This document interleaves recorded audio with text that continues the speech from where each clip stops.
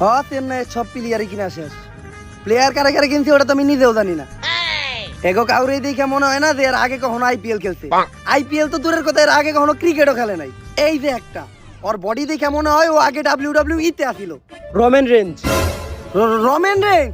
আরে আমি তো আপনার বিগ ফ্যান। আপনি যখন ফুটবল দিয়ে গোল দেন আমার তো খুব ভালো লাগে। ধোনি ভাই রোমানেস রেসলিং খেলে, ফুটবল না। রেসলিং খেলা? আরে প্লেয়ার দিয়া আমি কি করব? আমার তো দরকার আম্পায়ার দিয়া। আম্পায়ার কিনা রাখছি যেমনি ওকে এই ম্যাচটা আমি জিতবো, কারণ এইটাই আমার শেষ আইপিএল। এরপর থেকে আর আমি থাকবো না। ধোনি ভাই, ধোনি ভাই আপনি আর থাকবেন না মানে? কি হয়েছে আপনার? ক্যান্সার না যক্কা? আরে এইচআইভি।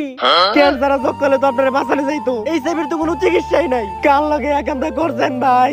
দুনিয়াতে এত ভালো ভালো সমুদ্র থাকতে কেন আপনার মাছটা আপনি পছন্দ করে চাললেন? আচ্ছা যাই হোক ভাই, আপনি আপনার বাপ মারে কয়ে দেন আপনার 40 জানি গরু মাংস সাথে সাথে খাসি মাংস রাখে, কারণ গরু মাংস আমি খাই না, গরু মাংস আমার অ্যালার্জি।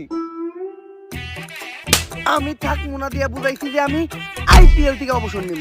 আর গরিবের নুরা ফাতেই হাই গার্মি চলতেছে এই জায়গায়, হাই গার্মি ড্যান্স চলতেছে এই জায়গায়। হ্যালো, প্লেয়ার যেটি কিনছি ওটি চলবো না, আবার নতুন করে প্লেয়ার কিনতে হইব।